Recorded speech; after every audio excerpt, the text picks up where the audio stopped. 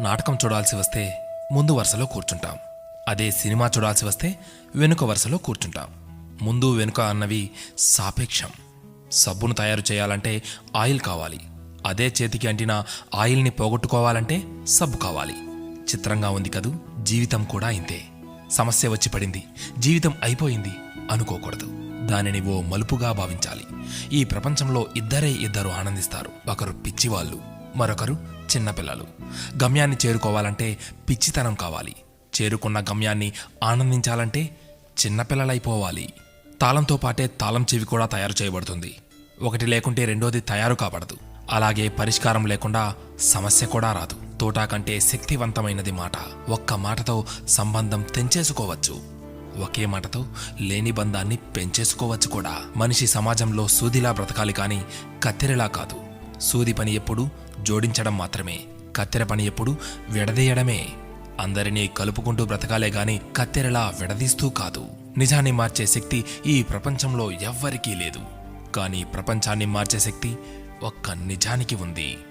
నీవు సంతోషంగా ఉన్నావంటే నీకు సమస్యల్లేవని కాదు, వాటిని ఎదుర్కోగల శక్తి, ధైర్యం నీకున్నాయని అర్థం. స్నేహితుడిని నీ దుఃఖ సమయంలోనూ, యోధుడిని యుద్ధంలోనూ, భార్యను పేదరికంలోనూ, గొప్ప వ్యక్తిని అతని వినయంలోనూ పరీక్షించాలి. చేసిన తప్పుకు క్షమాపణ అడిగినవాడు ధైర్యవంతుడు. ఎదుటి వారి తప్పును క్షమించగలిగిన వాడు బలవంతుడు. కష్టం అందరికీ శత్రువే, కానీ కష్టాన్ని కూడా చిరునవ్వుతో స్వీకరిస్తే అది సుఖమై నిన్ను ప్రేమిస్తుంది. ఓటమి లేనివాడికి అనుభవం రాదు, అనుభవం లేనివాడికి జ్ఞానం రాదు. గెలిచినప్పుడు గెలుపును స్వీకరించు, ఓడినప్పుడు పాఠాన్ని స్వీకరించు. ఓడిపోయి విశ్రాంతి తీసుకుంటున్నప్పుడు ఆ ఓటమి నేర్పిన పాఠాన్ని చదువుకో. నీవే గెలుస్తావు. ఎవరికైనా ఉండేది రోజుకు 24 గంటలు మాత్రమే. గెలిచేవాడు ఆ 24 గంటలు కష్టపడుతుంటాడు. ఓడేవాడు ఆ 24 గంటలు ఎలా కష్టపడాలా అని ఆలోచిస్తుంటాడు.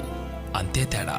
గెలవాలన్న తపన, గెలవగలను అన్న నమ్మకం, నిరంతర సాధన, ఈ మూడే నిన్ను గెలుపుకు దగ్గర చేసే సాధనాలు. నేను గెలవటంలో ఓడిపోవచ్చు, కానీ ప్రయత్నించడంలో గెలుస్తున్నాను. ప్రయత్నిస్తూ గెలుస్తాను, గెలిచి తీరుతాను. స్వయం కృషితో పైకొచ్చిన వారికి ఆత్మవిశ్వాసం ఉంటుంది గాని అహంకారం ఉండదు. ఏమంటారు?